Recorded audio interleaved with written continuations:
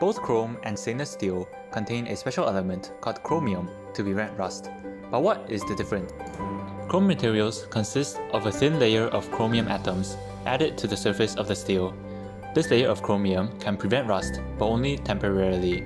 Once the plating corrodes, the inner steel is exposed to air, which allows the steel to rust.